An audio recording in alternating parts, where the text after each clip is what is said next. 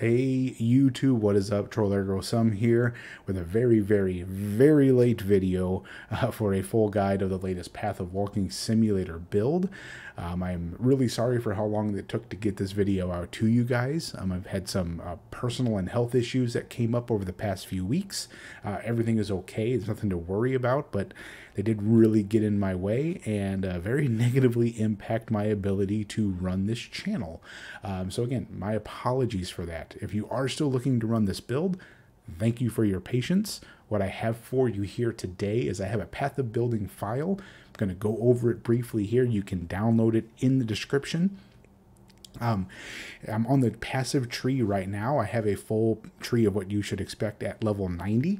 And I do have some breakdown trees here as well that you can kind of follow during the leveling process to hopefully make that just a little bit easier for you, as well as where your tree should be right when you switch to the full build. So I have it specifically at the point your tree should look like this.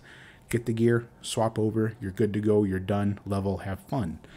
I also, of course, have all the items listed here with some filler rares and all the skills with their links and levels that you need to keep your cast when damage takens at. And in the notes section, this is the bulk of where you're going to find all the information. Breakdown of the build, bandits, pantheon, ascendancy order, special notes on the gear, what you need to be looking for, and then even a small leveling guide here of where to go or how to go through the axe and get your skills going. This should be everything you should need to get this build going. Everything else should be just common knowledge or easy to do. If you do have any further questions or need any help, drop a comment. I will check them regularly and see if I can get back to you on that. In addition to the Path of Building file, there are a couple other things that I wanted to go over regarding this build, just a little bit more in depth. One of which is the amulet, the crystallized omniscience. I'm actually going to go to it here. Bang, there we go. Modifiers to attributes instead apply to omniscience. So there's a couple confusing things that pop up with this. What this does not do is this does not convert all of your stats to omniscience. This just converts any modifier, so anything on the passive tree or your items that would grant you an attribute instead goes to omni. So you can see on the Path of Building right over here, it says that the character here still has 23 strength, 14 dexterity, and 23 intelligence. That is just the base stats that you get just for being a level 1 Templar. So that does not get converted to Omni. That is just always there. It's only the passive tree, the little plus 10 nodes and all the other notables that you pick up, plus anything on your gear, will then add up and get your omniscience up higher. The other confusing thing is if you have something like the implicit on this Onyx amulet that's plus 13 all, you do not get 39 omniscience for that. You just get the plus 13. It doesn't break apart multiple ones like that into separate lines. So you really don't care if it's just plus to strength, or it's aligned as plus strength and dexterity, or it's all attributes versus just a single one. You just care about the number in front, because that is what gets turned into Omni. The second thing is secondary damage. The second, of course, we're going to do secondary damage second. So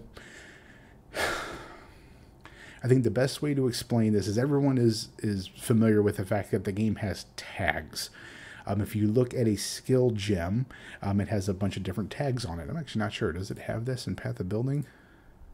It does. So right below where it says Herald of Thunder, you can see it says Spell, AoE, Duration, Lightning, and Herald. Those are all tags for the Herald of Thunder gem. Damages can also have tags as well. Everyone knows that damage can come in 5 different flavors. You got your physical, your chaos, your fire, your cold, your lightning. Every damage in the game can be broken down into one of those 5.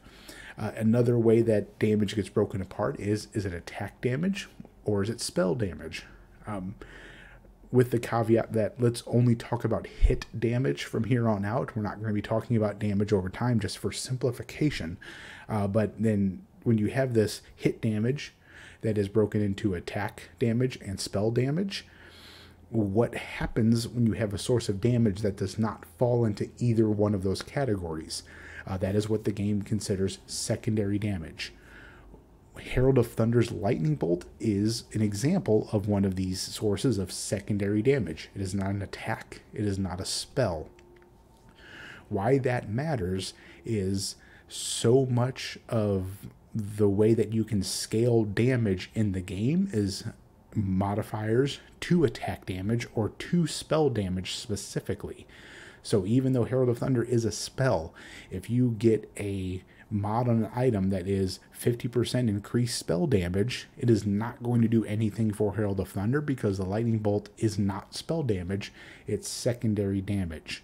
So secondary damage has been, in the history of the game at least, harder to scale because it does not have access to a large chunk of mods that can impact damage. If it was considered spell damage, then it would have access to all of the things, especially support gems, that increase spell damage. But that is not the case. It is secondary damage, so it just limits the way that we're able to scale that.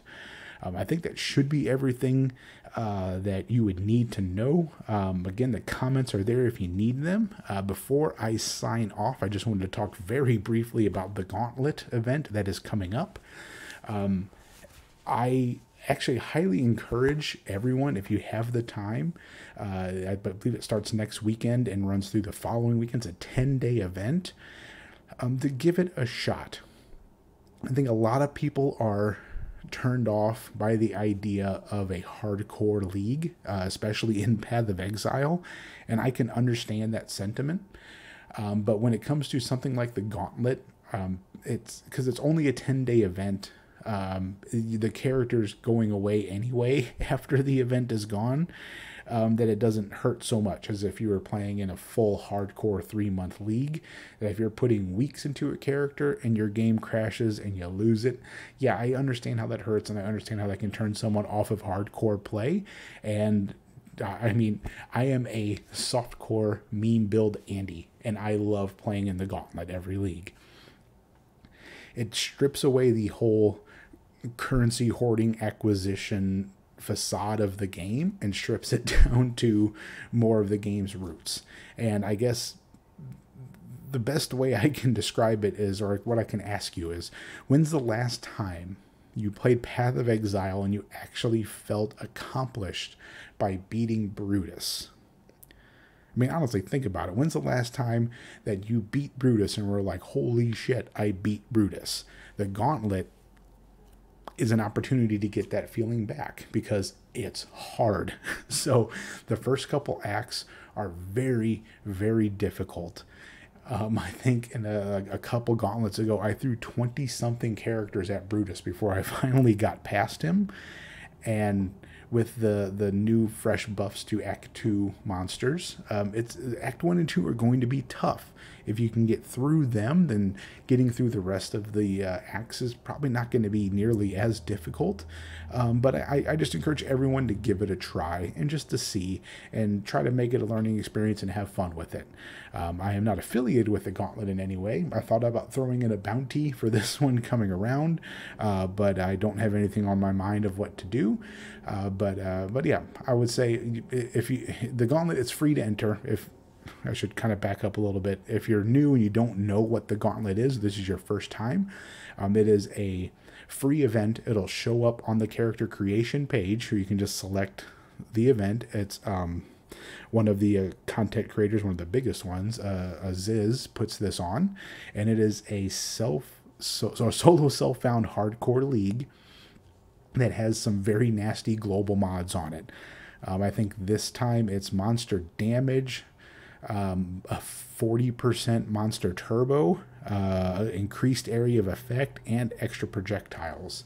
So it's going to make the game very, very hard, but that's kind of the point. It's challenging. I mean, your chances of winning a prize in this are super slim, so don't go into it expecting like, oh, I have to put in all this work to try and win a prize.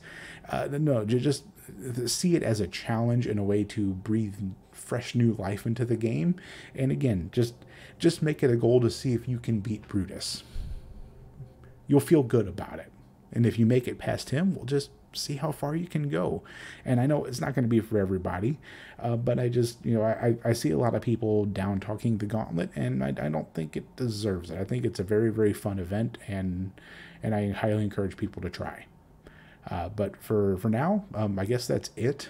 Again, if you have any questions about this build or this Path of Building file, leave them in the comments. Otherwise, I will catch you guys later. Take care.